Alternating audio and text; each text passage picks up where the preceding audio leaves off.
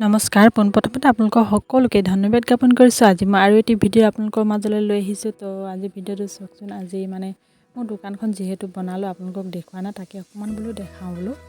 আহকচোন। তো সেইডোখৰ দেখিছেনে মোৰ দোকানখনৰ কাৰণে মানে ৰেডি কৰা হৈছে। তো দোকানখন আহি নাই পোৱা, যিদিনাখন আহি পাব সেইদিনাখন দেখাম বাৰু।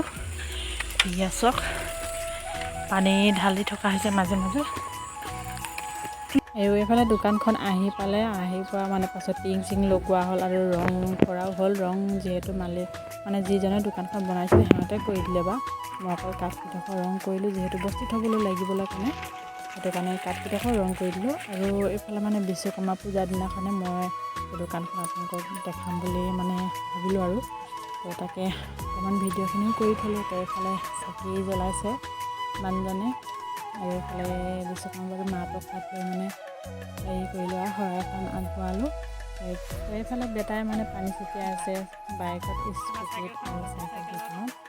যিহেতু বাইককেইখন কালিয়ে ধোৱা হৈছিলে, তো বাইক আৰু স্কুটি কালি ধোৱা হৈছিলে, আজি পানী ছটিয়াই দিছে। তো অকণমান আৰু তুমি মানে ধূপ চাকি আৰু হেৰি মালাডাল পিন্ধাই দিছে আৰু বেটি চাইকেলখন চাওকচোন। আৰু এয়া মাহ প্ৰসাদ মানে আদা এয়া দেখিছেনে, মাহ প্ৰসাদ ৰেডি কৰিলোঁ আৰু নিমখ দিয়া নাছিলোঁ যিহেতু পাছত দিম বোলো। আৰু বনাইছিলোঁ পায়স অকণমান বনাইছিলোঁ আৰু খিচিৰি অকণমান বনাইছিলোঁ।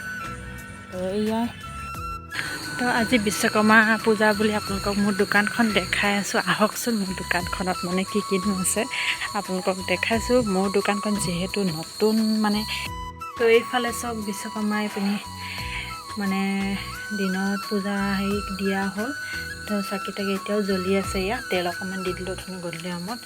তো এইফালে মই গণেশৰ মূৰ্তি থৈছোঁ আৰু এইফালে লক্ষী। তো এইফালে চাওক, এইপিনি দোকানখন মানে খালী হৈ আছে, বস্তু ভৰাব আছে আৰু। তো বস্তু সম্পূৰ্ণ ভৰাব নাই পৰা, যিহেতু পইচা ভালেমানখিনি লাগে। তো মোৰ দোকানখন আপোনালোকক দেখুওৱা নাই, সেই দেখাই দিছোঁ। তো মোৰ দোকানখনলৈ আহিলে মানে সোমাব আপোনালোকে। এইফালে চাওক।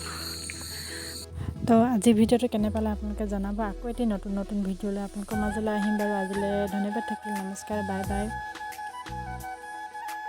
কি কৰি আছা?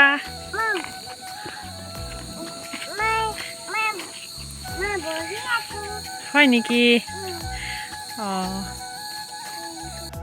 আজি ইয়াত দোকান খুলিলোঁ। দোকান খোলাৰ পাছত মানে এইখিনি কালি যিহেতু গোটেই পূজা পাঠ কৰা হৈছিলে, তো আজি এইখিনি অকণমান চফা কৰি দিওঁ।